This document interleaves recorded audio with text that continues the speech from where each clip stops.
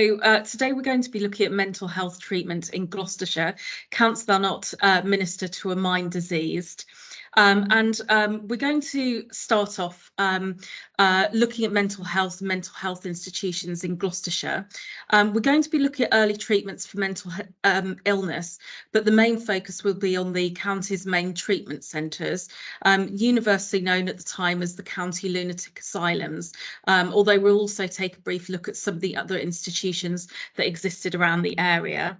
The main treatment centres have left a large archival legacy, and although the medical side of these records is still sensitive and most are closed, so as you'll be seeing, quite a lot of the case books and so on have a 100-year closure on them.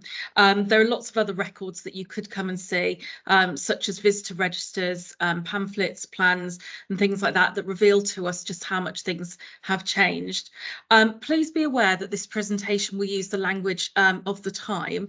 It can be quite upsetting, some of the phrases and so on that we use to describe people with mental health illnesses. Yes, and I give the example that I was looking up on a census my great aunt, and it had been written next to her name, idiot, deaf and dumb. And when I told one of my relatives about this, they were really upset at the language. Just bear that in mind as we go along. I won't linger too much on it, but just be aware that it will be there. Okay, so we're going to start off with a little scene from Macbeth. So Macbeth says, "How does your patient, doctor? Not so sick, my lord, as she is troubled with thick coming fancies that keep her from her rest. Cure her of that. Canst thou not minister to a mind disease, pluck from the memory a rooted sorrow, raise out the written troubles of the brain, and with some sweet oblivious antidote, cleanse the fraught bosom of that perilous stuff which weighs upon the heart. Therein the patient must minister to himself. Throw physic to the dogs, I'll have none of it." So a wonderful scene to start off with, 500 years old, looking at already they were trying to seek cures for mental health illnesses. So early mental health treatments. So throughout history, people have often explained deviant or abnormal behaviour as the work of demons, spirits and or poisons. And the earliest physical treatment that we know of for mental health issues was trephination. So this is the process of removing a small part of the skull using an auger, bore or saw. And it was probably undertaken as it was thought it would release demons confined in the skull. We don't know that for certain because we're talking about the prehistoric times, so we don't have a written record, but we think that's why they were doing it. This is the first surgical procedure for which there is archaeological evidence, and the earliest examples date from around 7,000 years ago.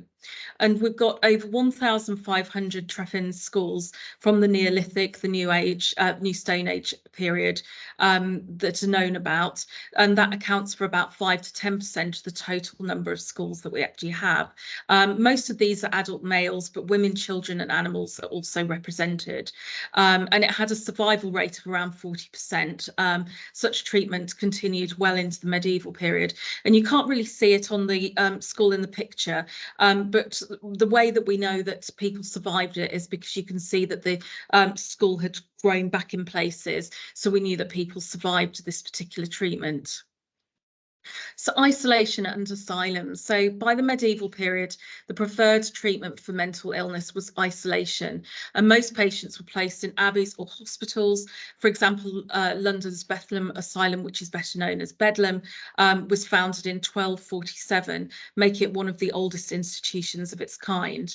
And patients were required to pray, as it was thought that cleansing one's own sins would help with the healing process.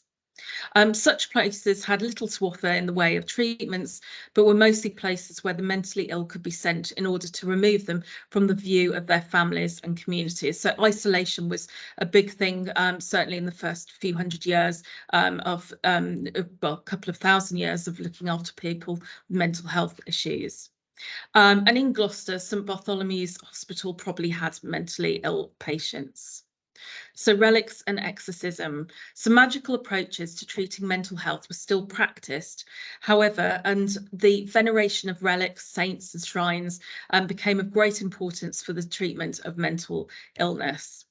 Exorcism, the religious or spiritual practice of evicting demons or other malevolent spiritual entities from a person, was also used, and we can see that in the picture there by Goyas. That's about 500 years old, it was exorcism was something that was practiced by a lot of different religions. So bloodletting and purging. So the Reformation triggered new thinking in mental health treatment, and bloodletting and purging began to gain prominence in the Western world in the 1600s. Its roots lay in ancient Greek medicine, which argued that disease and illness stemmed from imbalanced humours in the body. So this is the idea of the four humours, the idea that a human body is made up of four liquids. So you have yellow bile, black bile, blood, and phlegm. And it was the idea that if you had an imbalance of one or the other in your body, then that would cause you initially to be ill. So for example, if you have a cold, it's because you have too much phlegm in your body. But also later on, it was also applied to people's characters as well. And just to give you a slight example of this, if you had a lot of blood in your body, you were considered to be of a friendly disposition. Yellow bile was thought to make you short-tempered, sometimes intelligent. Black bile was thought to make you lazy or sickly, and phlegm was thought to make you forgetful and very spirited. So the idea that moving away from supernatural and supernatural and looking at the body as the cause of mental health illness was an important one, but ultimately the idea, the actual basis of the four humours didn't work. An English physician, Thomas Willis, a pioneer in research into the anatomy of the brain, nervous system and muscles, also used humour theory as the basis for the approach to treating mentally ill patients, arguing that an internal biochemical relationship was behind mental disorders. And it's worth mentioning that this idea of the four humours really existed up until the germ theory of 1861. So it's an idea that lasted for a good couple of thousand years. However advanced the thinking was, on occasion he still advocated hitting the patient over the head with sticks. So we're moving on to phrenology. So phrenology is a pseudoscience that involves the measurement of bumps on the skull to predict mental traits. It's based on the concept that the brain is the organ of the mind, and that certain brain areas have localized specific functions or modules, and was a leading theory for explaining mental health issues. Although today this idea of phrenology has been largely disproved, what it did do was it did suggest that the brain was where a lot of the thoughts and ideas came from, and the idea that the brain could be broken up into different aspects which controlled different parts of the person's body and mind was very important. So so a sort of step forward, but not one that necessarily worked. We also get physiognomy, which was similar to phrenology in some ways, but what it did was it was a diagnostic tool for physicians to tell a person's mental state and their character based on their physical features, such as how far apart their eyes were or the prominence of the brows. And it was also used to classify prisoners at the time. We then get to the rise of asylums, the private madhouses. So because madness was principally seen as a domestic problem, families and parish authorities were central to managing those with mental health issues. And from the 1700s onwards, the mentally ill, if wealthy, were starting to be housed in privately run asylums, or if the poor were considered, if poor or considered to be dangerous, in charitable institutions or the workhouse, although mad beggars were commonplace at the time. And we can see in the picture somebody there with restraints. Overcrowding and poor sanitation were serious issues in most of these asylums, and inmates were often thought of as wild beasts. At the time, medical practitioners often treated mental illness with physical methods, notably brutal tactics like ice water baths and restraint. And if we go on to the next page, we can see an example of this. So these are two variations of the douche used for hydrotherapy treatments.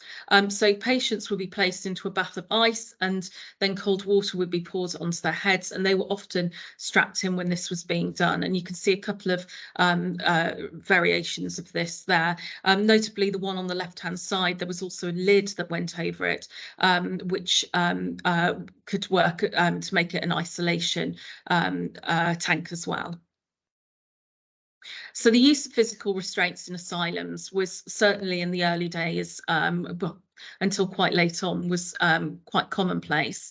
It was due to the custodial nature of asylums, when their function was simply to keep inmates in custody, so before cures were particularly sought after.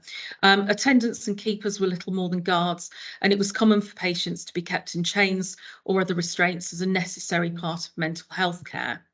Among the justifications for such restraints were to control antisocial behaviour, such as tearing clothes and exhibiting lewd or sexual behaviour, or to stop patients harming themselves or attempting to commit suicide.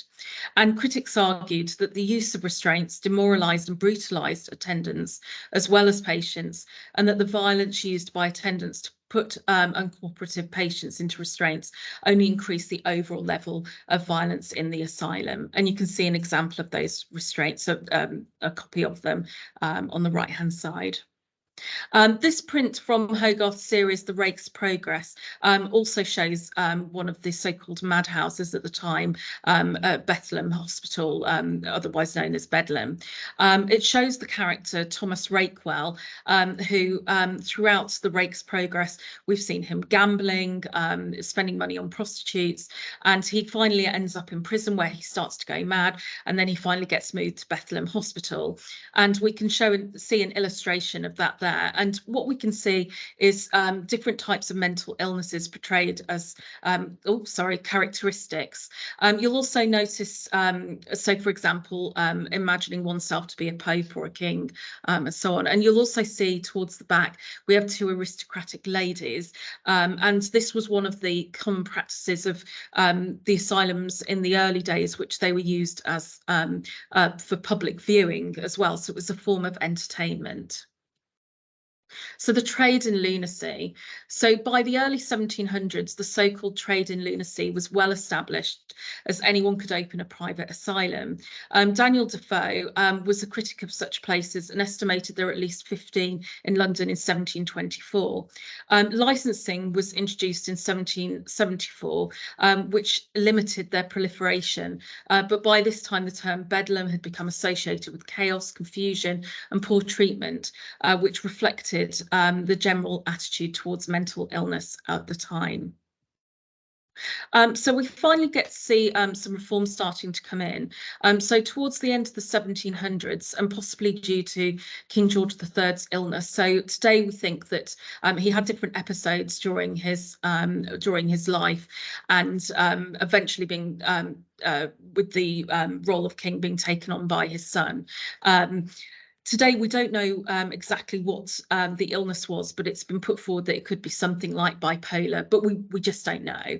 But attitudes towards mental health began to change, and it came to be viewed as a disorder requiring compassionate treatment that could aid in the rehabilitation and even the eventual cure of the patient. Before long, legislation was coming thick and fast. In 1808, the County Asylums Act was passed, which empowered magistrates to build rate-supported asylums, changing the emphasis from parish and family care to county state care. In 1828, new commissioners in lunacy began to licence and supervise private asylums, leading many madhouses to be shut down or reformed.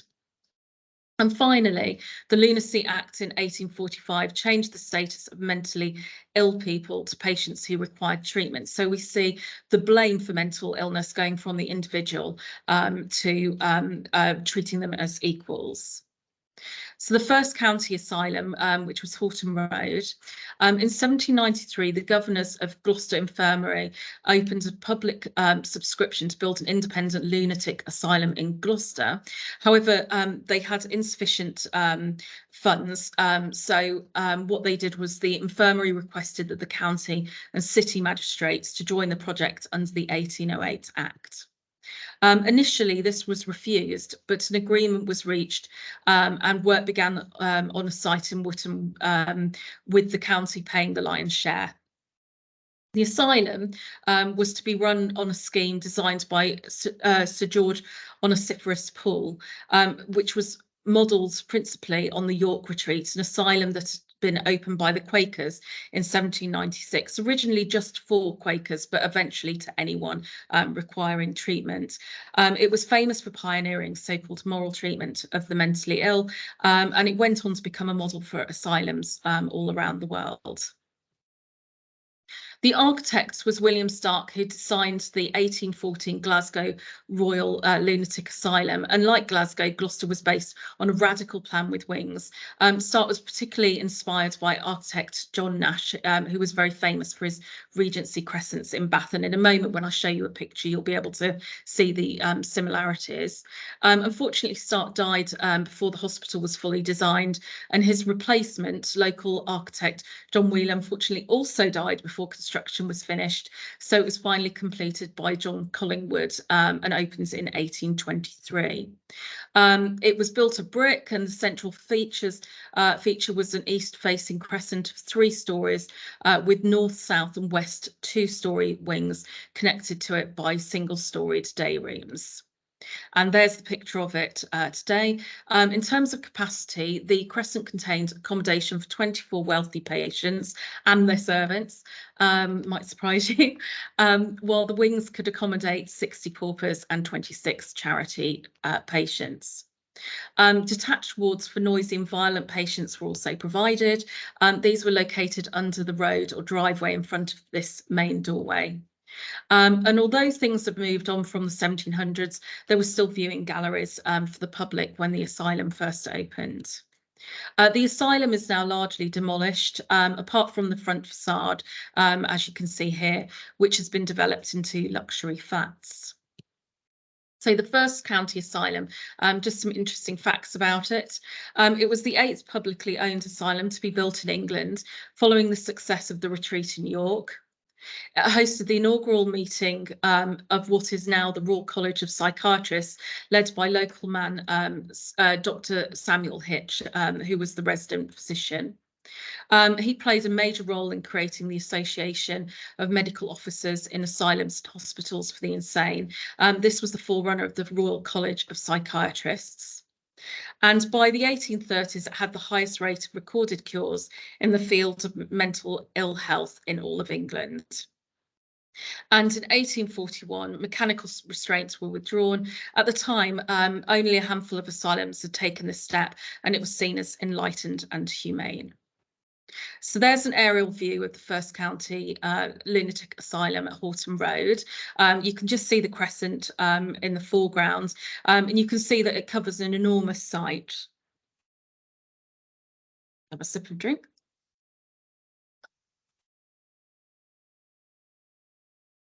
In 1838, the asylum had 20 wealthy, 3 charity, and 167 pauper patients. But over time, the number of charity and pauper patients increased, while private patients decreased. And by 1855, the number of pauper patients had risen to 310. In 1849, a chapel designed by local firm Full James and Waller was built in front of the asylum, but in 1873 it was replaced by a larger chapel on the site of the asylum's burial ground in the south. It was designed by James Medland, and it was a brick-built single-cell building. New wings for paupers were opened in 1852 and 1855, and in 1856 the county and city took over the running of the asylum, adding a 3rd story to the original wings and converting the whole site for the exclusive use of paupers. And there's a fantastic picture just to show you one of the wards at Horton Road.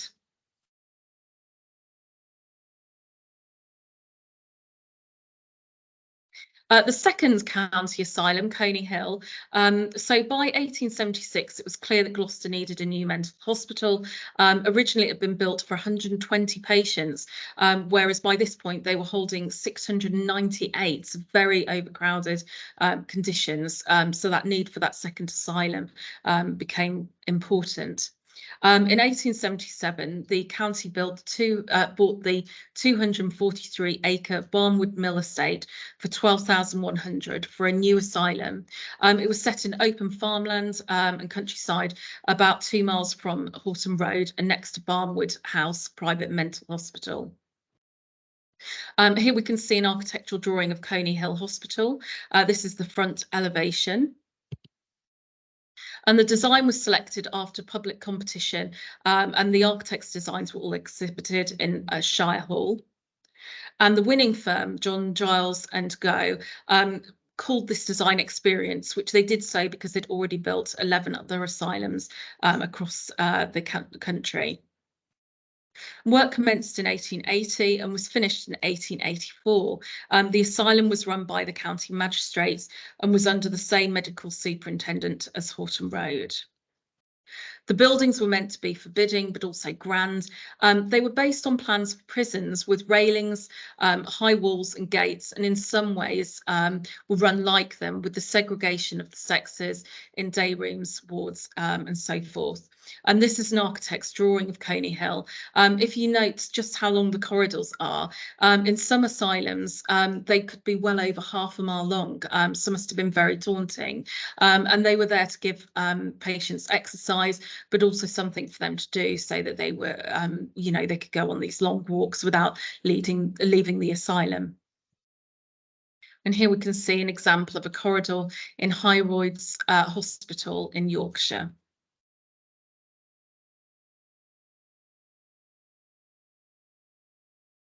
Here we have an aerial view of Coney Hill Hospital. Again, you can see that it covers a very large area. This was taken in 1930. Initially, both Horton Road and Coney Hill were intended to be self-sufficient in closed communities. And as such, they had large kitchen gardens to grow as much food as possible. Coney Hill also had its own gas meter and sewage plant, so very much self-sufficient. Coney Hill provided overflow accommodation for Horton Road patients who could not be cured. So instead of being discharged, they were transferred to the newer facility. Surplus accommodation at the second asylum was used for paupers from other counties, and until 1890, it housed private patients as well. In 1900, the asylums housed 1,059 patients. In the early 20th century, there was further building at both sites, including a block open to the second asylum in 1909. When Coney Hill closed on the 31st December 1994, the buildings were largely demolished, except from the rather forbidding clock tower, which could be seen for miles around and was turned into luxury flats. And here we can see an example photograph from the hospital day room, and that's 1922.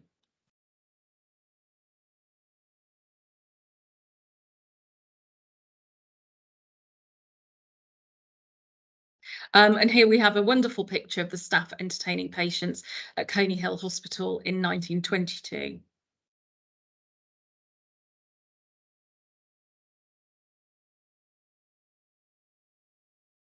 So the second county asylum, some interesting facts about it. First of all, in 1930, the new superintendent, Dr. Frederick Logan, was appointed, and he was amongst the first to introduce outpatient care. So originally, they didn't have any outpatient care. It was all very much internal, but this became a dedicated service for adolescents, and a dedicated service for adolescents, and also occupational therapy and parole for male patients. He was involved in very early ideas promoting community care and went on to oversee the treatment of mental ill health from the introduction of the 1930 Mental Treatment Act, which replaced the outdated 1890 Lunacy Act from 1890. Before he retired in 1955, he also worked on the mental health aspects for the foundation of the NHS, which was 1948. So private asylums. From 1774, private run asylums had to be licensed by the quarter sessions. The main privately run asylums in the county were the Retreat at Fairford, the Bristol Lunatic Asylum at Fishponds, the Northwoods private lunatic asylum, and the Barnwood House Institution. And by 1880, the Wilderness Private Asylum had also opened at Micheldean, but this became an outlier for female patients from Barnwood House. So private asylums, starting with Barnwood House. Barnwood House was founded by the Gloucester Asylum Trust in 1860 as Barnwood House Institution and later as Barnwood House Hospital. It was supported by voluntary contributions and patients' payments, with most patients being from the upper and middle classes, with the less wealthy paying according to their means and some receiving free treatment. And it was popular with the military and clergy, and once counted our Archbishop amongst its patients. The asylum was based on Barnwood House, which was built in the early 1800s and set amidst landscape gardens and 48 acres of open land. And by 1864, it had 64 patients and was considered full, leading to numerous alterations to increase capacity. It closed in 1968, although its work continued on a small scale at nearby Barnwood Manor House, which became a nursing home for geriatric and psychiatric cases. And in 1969, the hospital was demolished, save for the central block, which was converted into domestic premises, while the grounds south of the brook were given to Gloucester Borough as a public park. So then we have the Retreat in Fairford. This was founded in 1832 as a private asylum built and run by an Alexander Earls, being named after the Retreat Asylum in York. It was described in Status Directory of 1850 as an admirably conducted establishment for the reception and cure of persons affected with nervous or mental diseases, and the management of the cases of this description is conducted with the first-rate skills and upon the most approved systems applicable to the respective patients. It closed in 1944. Today it is called the Colne House. It's called Colne House, and is a private residential school for pupils with emotional and behavioural difficulties, all of whom have a statement of special education needs, and the great majority of them are boarders.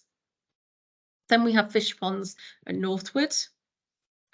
So by 1844, Bristol's St Peter's Hospital for Pauper Lunatics was overcrowded and not fit for purpose. So in 1861, a new hospital was built at Fishponds. It was designed by Henry Crisp and was renamed Glenside Hospital prior to World War II. And in 1961, there were over 1,000 patients. It was gradually closed and by 1991 was part of the University of the West of England. Northwoods was built in 1832. It was a purpose-built lunatic asylum. Tranquility, seclusion, and extensive walks were fundamental to Fox's treatment, and Northwoods continued until 1948. So what medical conditions were described? Well, first of all, we have general paralysis of the insane, typically the result of long-term untreated syphilis, which was inevitably fatal, and it accounted for around 25% of the primary diagnosis for residents in public psychiatric hospitals.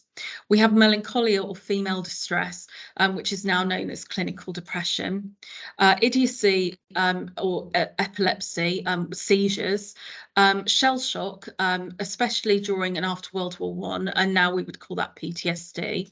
There were delusions, which was paranoia or mania, violent violently aggressive. Moral failings was often attributed typically to described unmarried mothers. And dementia was quite a complicated term. It generally referred to anyone who had lost the ability to reason and was applied equally to psychosis, organic diseases like syphilis that destroys the brain, but also to dementia associated with old age, which was attributed to the hardening of the arteries. So what treatments were available? Well, there were hot or cold baths.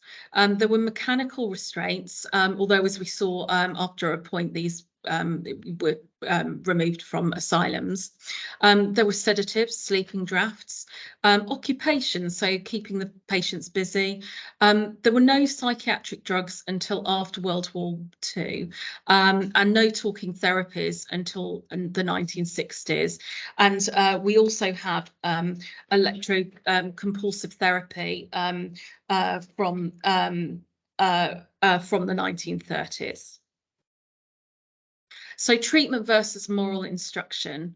There were often moral overtones to treatment, which often focused on moral instruction rather than anything we would regard today as proper care and treatment. Asylum inmates had few, if any, rights, although the private patients tend to fare better. This plaque was above the front entrance to the second county asylum and comes from the Bible, hinting that religion was a high priority. Moral degenerates. So people could be incarcerated, especially by their relatives, until this practice was stopped by reforms by the lunacy commissioners for moral wrongdoings. These typically included women who had given birth to illegitimate children and homosexual men. It was criminalised until 1967. There were many documented cases, including within our collections, of such men and women spending decades in institutional care for what we would now regard to be not immoral or illegal, including those who tried to commit suicide. This was illegal until the 1950s in the UK. Any failed attempt was likely to result in imprisonment or incarceration in an asylum.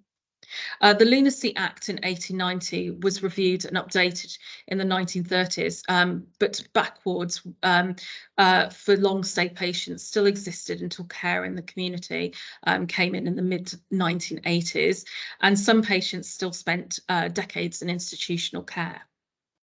So patient records and case notes. So we have 200 years of patient records detailing admissions, diagnosis, treatments, discharge, the deaths of thousands of asylum inmates and patients.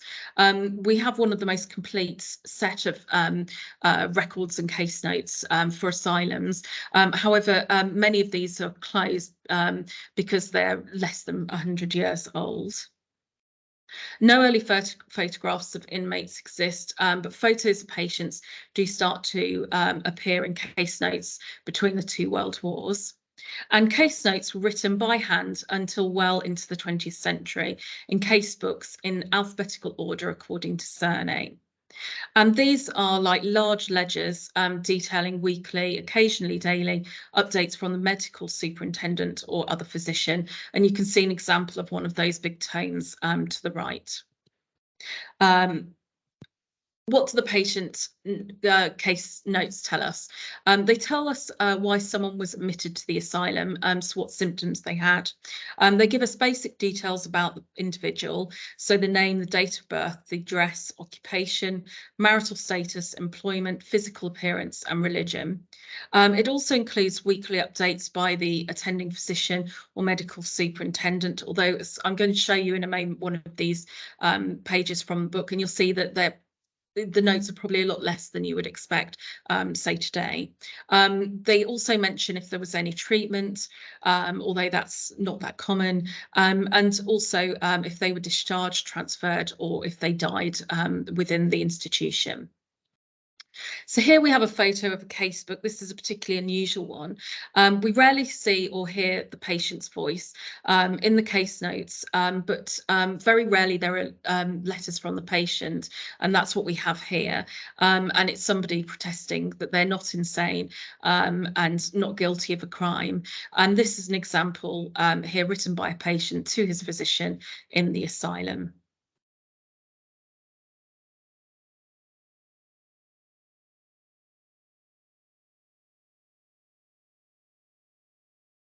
This shows the inside of a patient book, including a death certificate. That's that bit on the bottom right-hand side. And we get quite a lot of those within these case books. This patient's stay in the asylum was relatively brief, so 3 years. But patients could stay in backwards of the asylums, as we said, for decades and become institutionalised. Note the very brief 1 or 2 line entries.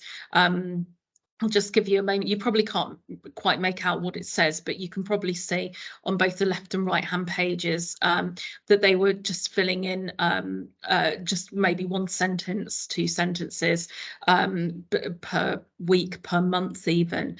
So much shorter than we would expect today.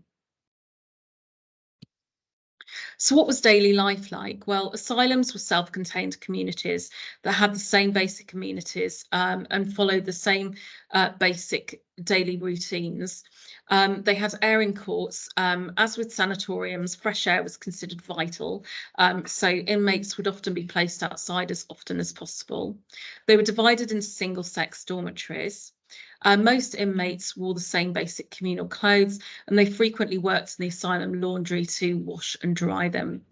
Most had on-site brew houses, and inmates received a daily allowance of beer as late as 1930s.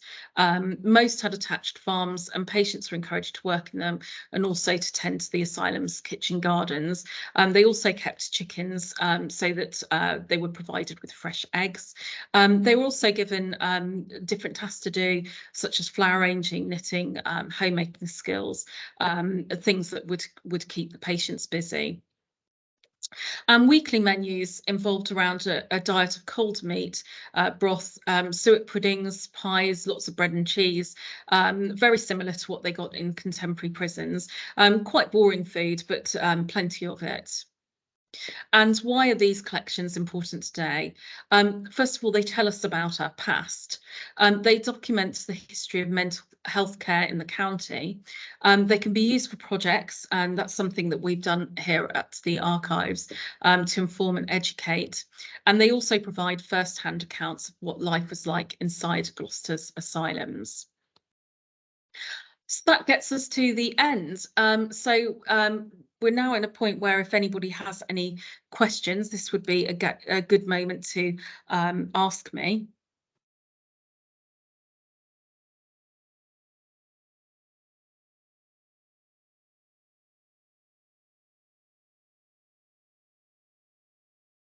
It doesn't look like there are any questions. If anybody does have anything that they would like to ask me, please do email in. You can do that on the email that link that you can see at the top of the presentation slide at the moment. So finally, our next event at the Heritage Hub is How We Cared. It's going to be focused on mental health in, out and before the NHS. It's going to be on Saturday, the 1st of July, from 1 to 4 o'clock. There's going to be 2 talks. One of them is going to be on Gloucester's 2 public asylums, placed for treatment or confinement. And that's going to be followed by Canst Minister to a mind diseased, which is disease, not deceased, which is a treatment of mental illness in the medieval and Tudor times. And that's going to be by our wonderful John Putley, Medicus John. In addition, there's going to be poetry, artwork and film inspired by mental health issues, a document display of records from local asylums held at the asylums, and some artefacts from Horton Road Asylum. I'd say that if you're interested in the things that I've said towards the end of the presentation about the type of case notes and things like that, and you'd like to have a look at them, this is a great opportunity to do it because we'll have some of those out. There'll be free refreshments. I'm losing my voice a bit. available throughout the afternoon, and the Gloucestershire Family History Society will also be on hand to help answer family history issues. As space is limited for the talks, we're also asking you to book these up, and you can do that by going to our Heritage Hub website to events and booking through that. And our next Secret Revealed online talk will be on Wednesday, the 26th of July, and is going to be Here We Are Now, Entertain Us. So we hope that you will join us for that.